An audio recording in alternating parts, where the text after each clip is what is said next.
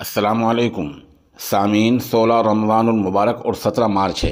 आज की ख़बरों की शुरुआत मशहूर आलिम दीन जामा मस्जिद अमरोहा के उस्ताद हदीस हज़रत मौलाना मुफ्ती अफ़ान मंसूरपुरी दामत बरकातुहुमुल आलिया की नमाज तरावीह की तिलावत कलाम पाक से की जा रही है। आप माशाअल्लाह सरज़मीन देवबंद की जामा मस्जिद में नमाज तरावीह अदा करा रहे हैं। इस पेशकश के लिए हम मुफ्ती फ़रहान शमसी कैरानवी के निहायत ही शुक्रगुज़ार हैं।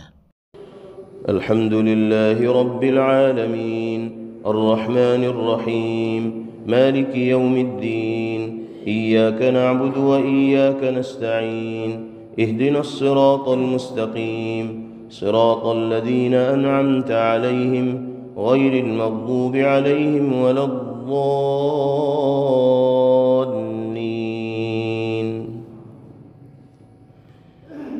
फलम्मा इस्तयअसू मिन्हु खलसू नजिया قال كبيرهم ألم تعلموا أن أباكم قد أخذ عليكم موثقا من الله ومن قبل ما فرطتم في يوسف فلن أبرح الأرض حتى يأذن لي أبي أو يحكم الله لي وهو خير الحاكمين. ارجعوا إلى أبيكم فقولوا يا أبانا إن ابنك سرق وما شهدنا إلا بما علمنا وما كنا للغيب حافظين. واسأل القرية التي كنا فيها والعير التي أقبلنا فيها وإنا لصادقون. قال بل سولت لكم أنفسكم أمرا فصبر جميل عسى الله أن يأتيني بهم جميعا إنه هو العليم الحكيم. وتولى عنهم وقال يا أسفا على يوسف وابيضت عيناه من الحزن فهو كظيم. قالوا تالله تفتأ تذكر يوسف حتى تكون حرضا أو تكون من الهالكين. قال إنما أشكو بثي وحزني إلى الله وأعلم من الله ما لا تعلمون. يا بني يذهبوا فتحسسوا من يوسف وأخيه ولا تيأسوا من روح الله إنه لا ييأس من روح الله إلا القوم الكافرون. فلما دخلوا عليه قالوا يا أيها العزيز مسنا وأهلنا الضر وجئنا ببضاعة مزجاة فأوف لنا الكيل وتصدق علينا إن الله يجزي المتصدقين. قال هل علمتم ما فعلتم بيوسف وأخيه إذ أنتم جاهلون. قالوا أئنك لأنت يوسف قال أنا يوسف وهذا أخي قد من الله علينا إنه من يتق ويصبر فإن الله لا يضيع أجر المحسنين. قالوا تالله لقد آثرك الله علينا وإن كنا لخاطئين. قال لا تثريب عليكم اليوم يغفر الله لكم وهو أرحم الراحمين. اذهبوا بقميصي هذا فألقوه على وجه أبي يأت بصيرا وأتوني بأهلكم أجمعين. ولما فصلت العير قال أبوهم إني لأجد ريح يوسف لولا أن تفندون. قالوا تالله إنك لفي ضلالك القديم. فلما أن جاء البشير ألقاه على وجهه فارتد بصيرا قال ألم أقل لكم إني أعلم من الله ما لا تعلمون. قالوا يا أبانا استغفر لنا ذنوبنا إنا كنا خاطئين.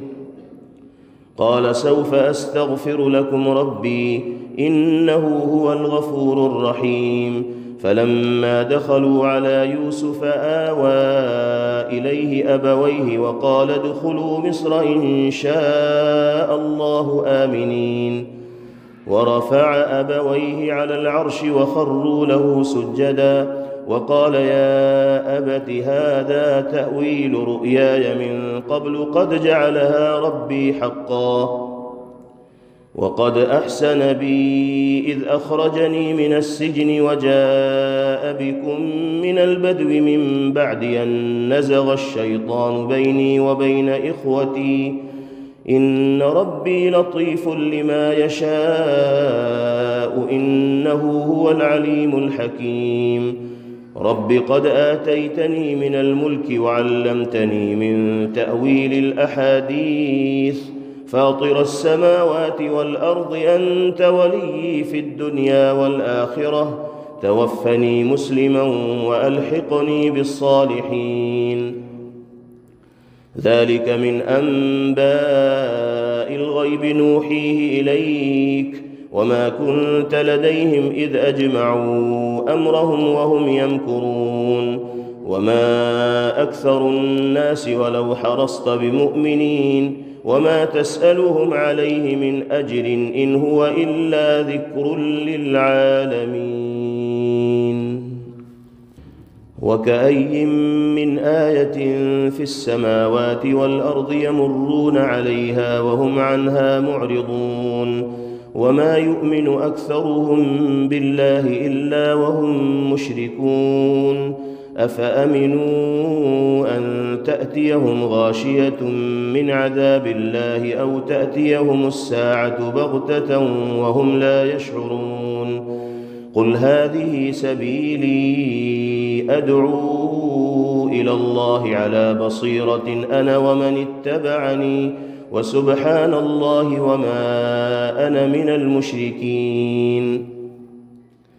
وما أرسلنا من قبلك إلا رجالا نوحي إليهم من أهل القرى أفلم يسيروا في الأرض فينظروا كيف كان عاقبة الذين من قبلهم ولدار الآخرة خير للذين اتقوا أفلا تعقلون. حتى إذا استيأس الرسل وظنوا أنهم قد كذبوا جاءهم نصرنا فنجي من نشاء ولا يرد بأسنا عن القوم المجرمين. لقد كان في قصصهم عبرة لأولي الألباب ما كان حديثا يفترى ولكن تصديق الذي بين يديه وتفصيل كل شيء وهدى ورحمة لقوم يؤمنون. ألف لام ميم را تلك آيات الكتاب والذي أنزل إليك من ربك الحق ولكن أكثر الناس لا يؤمنون. الله الذي رفع السماوات بغير عمد ترونها ثم استوى على العرش وسخر الشمس والقمر كل يجري لأجل مسمى يدبر الأمر يفصل الآيات لعلكم بلقاء ربكم توقنون. وهو الذي مد الأرض وجعل فيها رواسي وأنهارا ومن كل الثمرات جعل فيها زوجين اثنين يغشي الليل النهار إن في ذلك لآيات لقوم يتفكرون.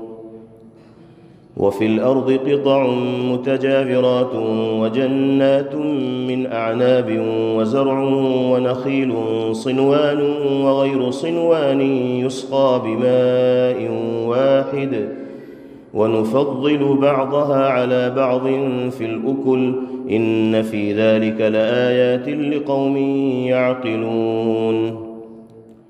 وإن تعجب فعجب قولهم أئذا كنا ترابا أئنا لفي خلق جديد أولئك الذين كفروا بربهم وأولئك الأغلال في أعناقهم وأولئك أصحاب النار هم فيها خالدون ويستعجلونك بالسيئة قبل الحسنة وقد خلت من قبلهم المثلات وإن ربك لذو مغفرة للناس على ظلمهم وإن ربك لشديد العقاب ويقول الذين كفروا لولا أنزل عليه آية من ربه إنما أنت منذر ولكل قوم هاد الله يعلم ما تحمل كل أنثى وما تغيض الأرحام وما تزداد وكل شيء عنده بمقدار عالم الغيب والشهادة الكبير المتعال سواء منكم من أسر القول ومن جهر به ومن هو مستخف بالليل وسارب بالنهار له معقبات من بين يديه ومن خلفه يحفظونه من أمر الله إن الله لا يغير ما بقوم حتى يغيروا ما بأنفسهم وإذا أراد الله بقوم سوءا فلا مرد له وما لهم من دونه من وال هو الذي يريكم البرق خوفا وطمعا وينشئ السحاب الثقال ويسبح الرعد بحمده والملائكة من خيفته ويرسل الصواعق فيصيب بها من يشاء وهم يجادلون في الله وهو شديد المحال له دعوة الحق والذين يدعون من دونه لا يستجيبون لهم بشيء إلا كباسط كفيه إلى الماء ليبلغ فاه وما هو ببالغه وما دعاء الكافرين إلا في ضلال ولله يسجد من في السماوات والأرض طوعا وكرها وظلالهم بالغدو والآصال قل من رب السماوات والأرض قل الله قل أفاتخذتم من دونه أولياء لا يملكون لأنفسهم نفعا ولا ضرا قل هل يستوي الأعمى والبصير أم هل تستوي الظلمات والنور أم جعلوا لله شركاء خلقوا كخلقه فتشابه الخلق عليهم قل الله خالق كل شيء وهو الواحد القهار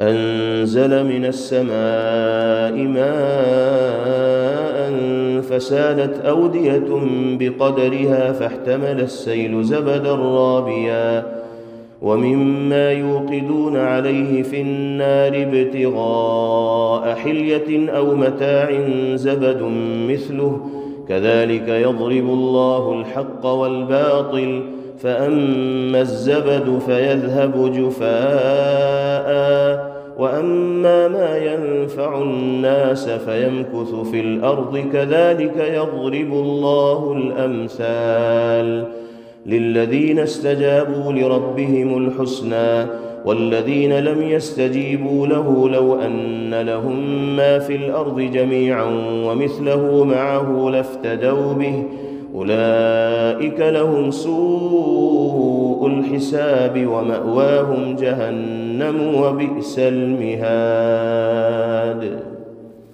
أفمن يعلم أنما أنزل إليك من ربك الحق كمن هو أعمى إنما يتذكر أولو الألباب الذين يوفون بعهد الله ولا ينقضون الميثاق والذين يصلون ما أمر الله به أن يوصل ويخشون ربهم ويخافون سوء الحساب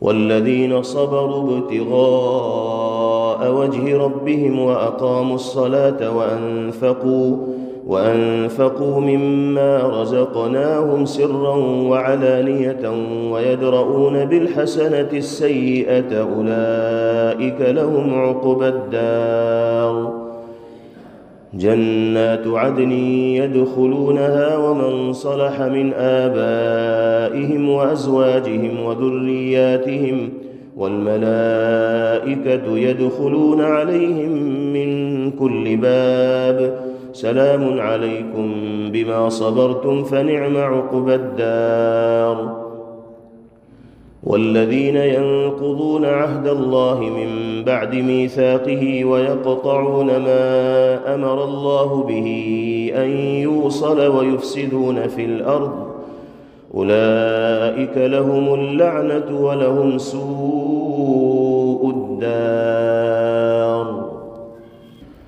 الله يبسط الرزق لمن يشاء ويقدر وفرحوا بالحياة الدنيا وما الحياة الدنيا في الآخرة إلا متاع ويقول الذين كفروا لولا أنزل عليه آية من ربه قل إن الله يضل من يشاء ويهدي إليه من أناب الذين آمنوا وتطمئن قلوبهم بذكر الله ألا بذكر الله تطمئن القلوب الذين آمنوا وعملوا الصالحات طوبى لهم وحسن مآب كذلك أرسلناك في أمة قد خلت من قبلها لتتلو عليهم الذي أوحينا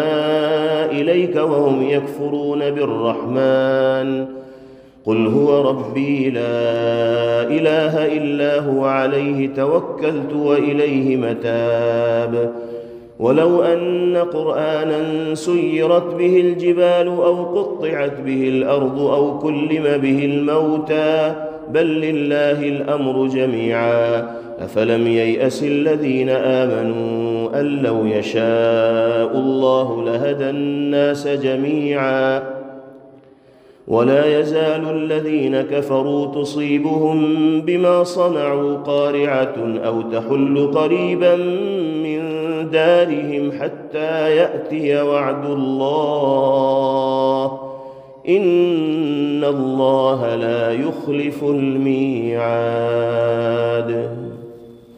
الله أكبر.